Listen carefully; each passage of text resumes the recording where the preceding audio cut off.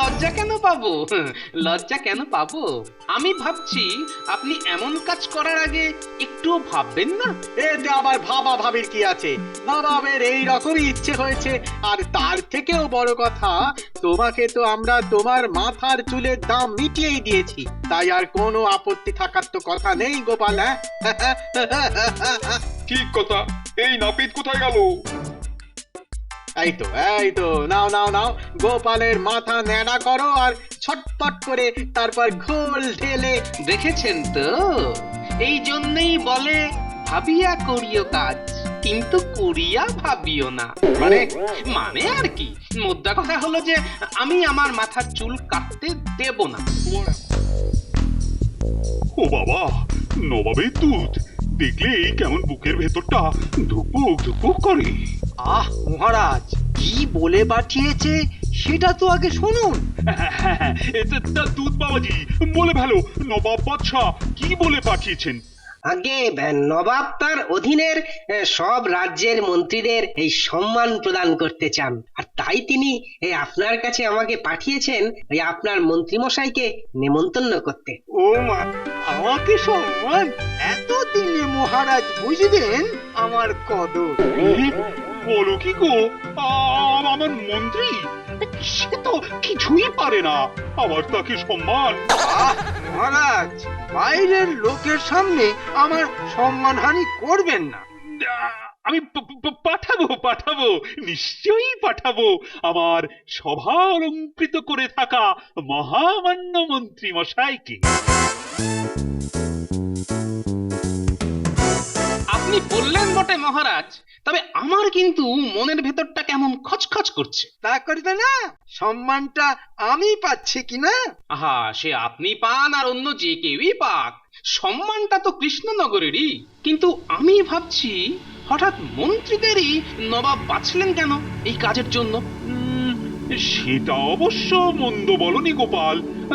তাহলে কি? কোনো তাহলে টাহলে নয় মহারাজ, আপনি তো দুধকে কথা দিয়েই দিলেন যে আমাকে পাঠাচ্ছেন আপনি মুর্শিদাবাদে, তাহলে আবার এখন গোপালের কথায় আমার যাওয়ায় বাদ সাধছেন কেন? আহা, এত রেগে যেও না মন্ত্রী, কথা যখন দিয়েছি তখন তুমি তো যাবেই। কিন্তু আমি ভাবছি যে তোমার সঙ্গে গোপালকেও জুড়ে দেব কিনা। এটা কিন্তু খুব ভালো হবে মহারাজ। ব্যাস, বেটা সেই উড়ে এসে জুড়ে বসলো আমার সঙ্গে। তাহলে গোপাল তৈরি হয়ে নাও, তুমিও মন্ত্রীর সঙ্গে মুর্শিদাবাদ যাবে, যাতে কোনো রকম গন্ডগোল সামলে দিতে পারো। যে আজ্ঞে মহারাজ। ঢং দেখে বাঁচি না, যত সব।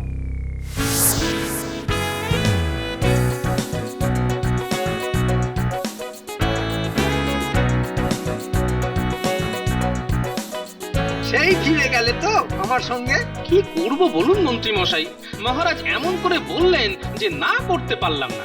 এই তোমার ন্যাকামো দেখলে না আমার কাপিত্তি জ্বলে যায়। সে জ্বলুক, কিন্তু এখন এটাই দেখার যে নবাব আপনাকে কি সম্মান দেন। সে তো খুব বুঝতে পারছি যে ভেতরে ভেতরে জ্বলছো, কিন্তু কিচ্ছু বলতে পারছো না। আসলে কি জানো, নবাব গুণী মানুষের কদর করতে জানেন, আর তাই উনি বেছে বেছে আমাকেই ডেকে পাঠিয়েছেন সম্মান দেওয়ার জন্য, বুঝলে? না, সে তো বাকি রাজ্যের মন্ত্রীদেরও ডেকেছেন। আরে রাখো তো, বাকি রাজ্যের মন্ত্রীরা তো শুধু ভিড় বাড়াতে যাবে, আসলে তো এই সব আয়োজন আমার জন্যে। তাই নাকি? হ্যাঁ,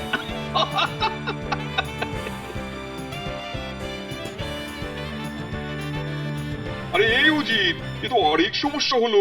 আচ্ছা জাহাপানা, আপনি শুধু সমস্যা সমস্যা করে পাগল হয়ে যান কেন বলুন তো?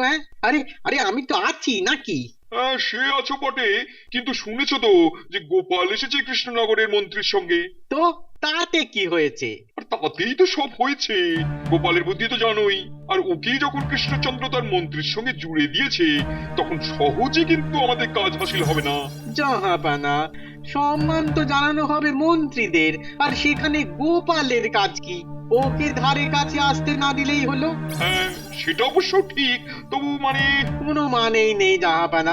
আর কৃষ্ণনগরের মন্ত্রীটার মাথা ন্যাড়া করে ঘোল ঢেলেই পাঠাবো, আপনি একদম নিশ্চিন্ত থাকুন। বলছো তো? শুধু বলছি না, করেও দেখাবো হাতে নাতে। হ্যাঁ, বহুত খুব, তোমার কথা শুনে এবার আবার একটু স্বস্তি লাগছে।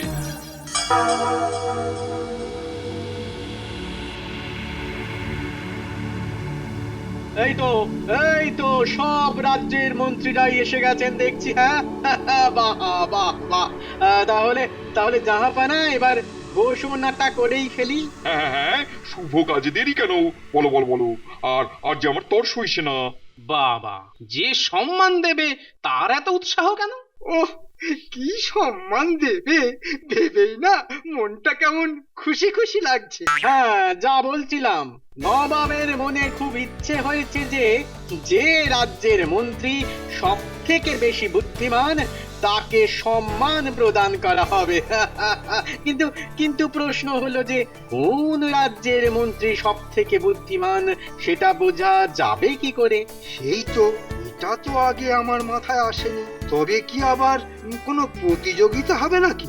ভালোই হয়েছে গোপালটা আছে, ব্যাটার বুদ্ধিটা ব্যবহার করা যাবে। কি বলতে চাইছে ঠিক বোঝা যাচ্ছে না তো। তো নবাব বলতে চাইছেন যে যে রাজ্যের মন্ত্রী সব থেকে বুদ্ধিমান তার মাথার চুলের দামও হবে তাহলে সব থেকে বেশি। তাই আপনাদের নিজেদেরকেই আপনাদের মাথার চুলের দাম ঠিক করে বলতে হবে, আর সেটা বলতে হবে খুব গোপন ভাবে।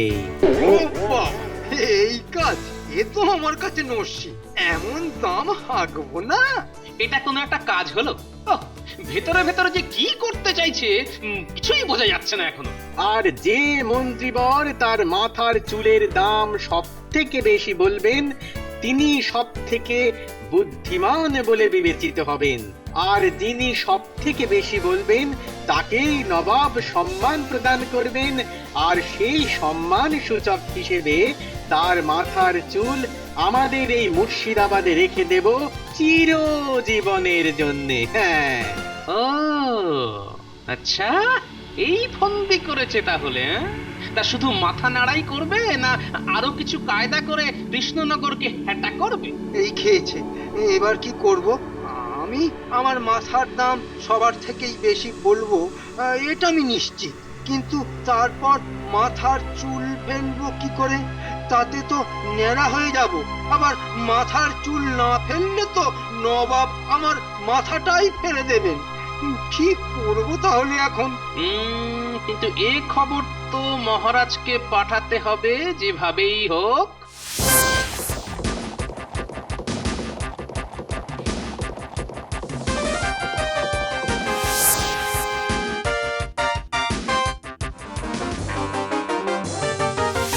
ওহ, কি কুক্ষণে যে রাজি হলাম মন্ত্রীটাকে পাঠাতে, এবার কি যে হবে কে জানে। নবাব কি ওই মন্ত্রী মশাইকে ন্যাড়া করে মাথায় ঘোল ঢেলে ওই সারা মুর্শিদাবাদ ঘুরিয়ে তারপর কৃষ্ণনগরে পাঠাবেন? তাছাড়া আর কি, সেটাই তো গোপাল সন্দেহ করে খবর পাঠিয়েছে। ওহ, কি লজ্জা কি লজ্জা। মহারাজ, মহারাজ, গোপালই একমাত্র আমাদের সম্মান বাঁচাতে পারে। ও ও নিশ্চয়ই কিছু একটা করবে। সেটা অবশ্য ভুল বলনি গোপাল, তুমি বাঁচিও কৃষ্ণনগরকে এই লজ্জার হাত থেকে। খাবারগুলো সব একেবারে নবাবী, কি বলো গোপাল? হ্যাঁ, তা যা বলেছেন। কিন্তু কি হবে বলো তো কাল? মানে জিততে পারবো তো? পারবেন না মানে? কেউ আপনার ধারে কাছে ঘেঁষতেও পারবে না ওই মাথার দাম বলা নিয়ে। তাহলে স্বীকার করে নিচ্ছ তো আমার শ্রেষ্ঠত্ব? তার বলতে ওটা কি বলুন তো? কোনটা? কিচ্ছু চেনো না গোপাল? এই নবাব বাদশাদের মধ্যে তোমাকে যে কেন পাঠালেন মহারাজ কে জানে? হ্যাঁ, আমার কাজ আমি করে দিয়েছি। কিন্তু গোপাল বুঝলে, মাথার চুল রেখে দেবে এটাতেই না আমার কেমন কেমন লাগছে। তুমি কি বলো? আহা, এটাই তো সম্মান প্রদান নবাবের। কিন্তু সে জায়গায় যাওয়ার মতো অবস্থা আর আপনার থাকবে না। আহ বেশ খেলাম বুঝলে। নাও এবার শুয়ে পড়ো, কাল তো আবার আমাকে কৃষ্ণনগরের মাঠ বাঁচাতে ময়দানে নামতে হবে, বুঝলে কি না?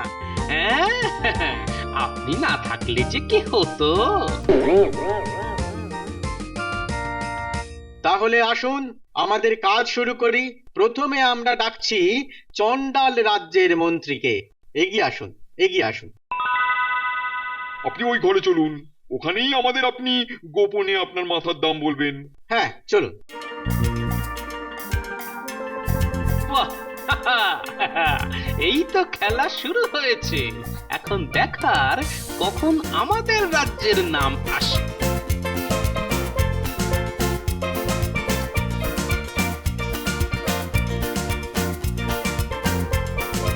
এবার পালা হচ্ছে খাম্বাজ রাজ্যের মন্ত্রী।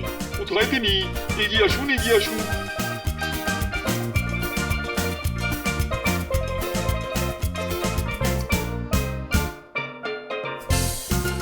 এরপর মনে হচ্ছে কৃষ্ণনগরের পালা। এবার কৃষ্ণনগরের পালা। কিন্তু জাহাপনা, ওই মন্ত্রী মশাইয়ের যে একটু সময় লাগবে। সে কি, কেন? না মানে উনি একটু ব্যস্ত হয়ে পড়েছেন তো ঘরে, তাই আসতে দেরি হচ্ছে। হ্যাঁ, নবাবের ডাক আর মন্ত্রী ব্যস্ত হয়ে পড়েছেন। তবুও যদি একটু সময় দেন তাহলে খুব সুবিধা হয়। কি ব্যাপার বলো তো উজির? ঠিক বুঝতে পারছি না। একটু সময় দিন না জাহাপনা। মানে ওই মন্ত্রী মশাই একটু ভাবাভাবি করছেন তো যে কত দাম বলবেন, তাই একটু সময় নিচ্ছেন। বেশ বেশ, কৃষ্ণনগরের মন্ত্রীকে সবার শেষেই ডাকা হবে। অসংখ্য ধন্যবাদ জাহাপনা। এবার একটু ওদিকে যাই।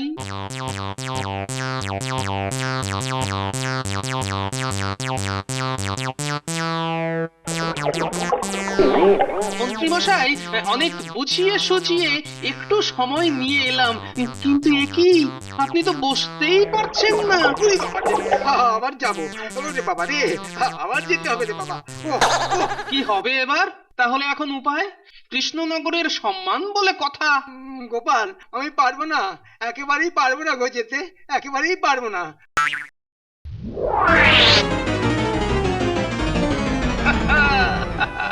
এটাই তো চেয়েছিলাম, আর তার জন্যই তো কাল রাত্রে পুড়িয়াটা খাবারের সঙ্গে মিশিয়েও দিয়েছিলাম। এবার তো দেখাবো এই শর্মার খেল। না যাই, এবার সবার দিকেই যাই। ওহ, কি যে হবে এখন কে জানে। কিন্তু কিন্তু মন্ত্রী মশাই এমন পেট খারাপ করলেন কি করে আজকের দিনে? তো করবে না, শুধু খাই খাই।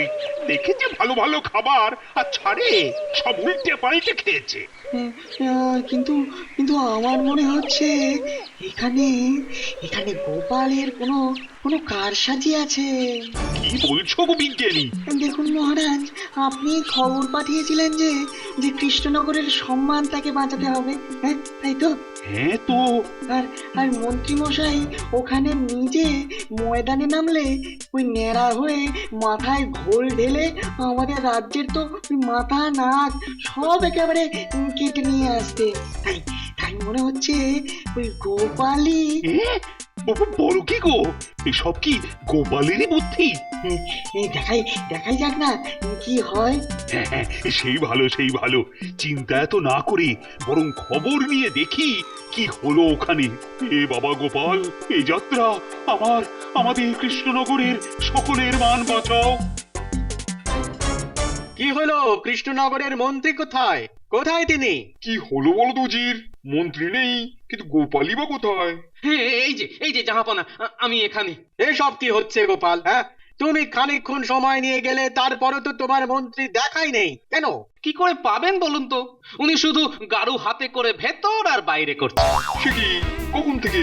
মাঝরাত্রির থেকে। উনি ভেবেছিলেন যে আটকে যাবে, তাই একটু সময় নিতে পাঠিয়েছিলেন আমাকে, কিন্তু কিছুতেই যে কিছু হচ্ছে না জাহাপনা। তাহলে কৃষ্ণনগর এই সম্মান জ্ঞাপন অনুষ্ঠানে অংশ নেবে না? খুব খারাপ, খুব খারাপ। বলছিলাম যে জাহাপনা, যদি আপনি আপত্তি না করেন তাহলে আমি যদি কৃষ্ণনগরের হয়ে আমার মাথার দাম বলি। সে কি, তুমি কি কৃষ্ণনগরের মন্ত্রী নাকি? হ্যাঁ, উজির, ভালোই তো হয়েছে। আমরা তো কৃষ্ণনগরকে নিচু দেখাতেই চাই, আর এই সুযোগে এক ঢিলে দুই পাখি মারা যাবে। মানে ও, কিচ্ছু মাথায় ঢোকে না তোমার।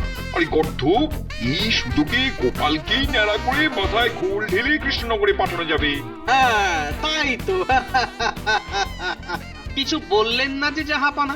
হ্যাঁ হ্যাঁ হ্যাঁ, অগত্যা তাই হোক। কি জাহাপানা? আমার কোনো আপত্তি নেই। তাহলে যাই ওই ঘরে নাকি? হ্যাঁ, যাও যাও যাও, আমরা আসছি। চলুন জাহাপানা, চলুন।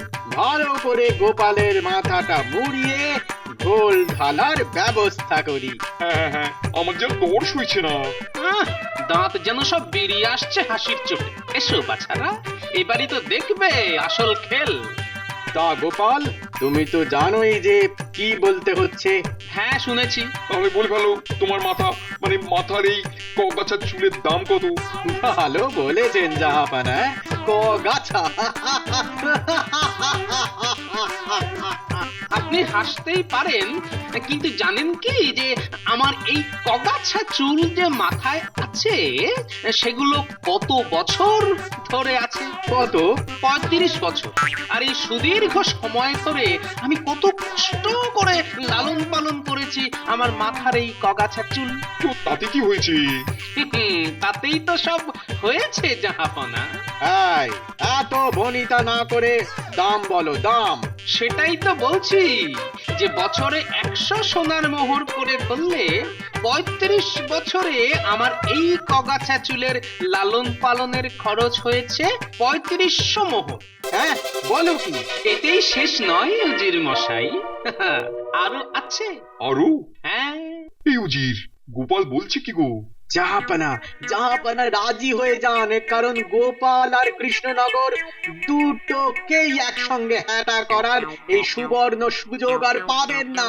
আর জাহাপনা, আপনি তো জানেন যে আমার এই প্রায় পরিষ্কার মাথা আর তাতে কয়েক গাছা চুল আমার কত বড় পরিচয় বহন করে। হ্যাঁ হ্যাঁ, তাতে কি, তাতে কি? বলছি হ্যাঁ, এত তাড়া কিসের? বাহ, তাড়া আছে না, আমাদের তো ফলাফল ঘোষণা করতে হবে। কি যে বলেন, আপনারা তো ভালোই জানেন যে এত দাম কেউ বলেন, ফলে জিতবো আমি ঠিকই, কিন্তু ব্যাপার হচ্ছে যে আমি তো এখনো পুরো দামটাই বলে উঠতে পারিনি। আরো বাকি আছে? আছেই তো। তো যেটা বলছিলাম, এই চুল কেটে দিলে আবার গজাতে লেগে যাবে আরো 35 বছর, আর সেটা গজাতে খরচ হবে বছরে 200 সোনার মোহর ধরে আরো 7000 মোহর। হ্যাঁ, বলো কি গো গোপাল? এখনো পুরোটা বলিনি জাহাপনা। এখনো বাকি আছে? হ্যাঁ, আছে তো বটেই। বলে ফেলো, বলে ফেলো, আর বাকি না রেখে বলে ফেলো গোপাল। বলছিলাম যে এই চুল কেটে ফেললে আমার যে সম্মানহানি ঘটবে সেটা রক্ষা করতে পারে একমাত্র নবাবের দেওয়া সোনার মোহর। হ্যাঁ, কিন্তু কত? এই ধরুন না, ওই কত হবে, লাখখানেক। না না না না না, বিন্দু মাত্র নয়। বলছি যে আর কি বলার কিছু দরকার আছে আমার? না, এতেই হবে আমার মাথার দাম। না না না না, আর বলতে হবে না। তাহলে আমি জিতলাম, তাই তো? হ্যাঁ হ্যাঁ, তুমি জিতলে, কিন্তু কোনো কিন্তু নয়, আগে আমার সোনার মোহরগুলো দিন জাহাপনা। কিছু করার নেই জাহাপানা, আপনাকে দিতেই হবে। বেশ দিচ্ছি, কিন্তু তোমাকে যেমন ন্যাড়া হতে হবে গোপাল। আমি জানতাম, কিন্তু সবার সামনেই আমাকে ন্যাড়া করতে হবে জাহাপনা। বটেই তো, বটেই তো। সবার সামনেই তোমাকে ন্যাড়া করে তারপর? আচ্ছা, সেটা তখনই বলবো। কি বলো উজির? হ্যাঁ, হাসো, যত পারো হাসো। শেষ মজাটা তো দেখাবো কালকে।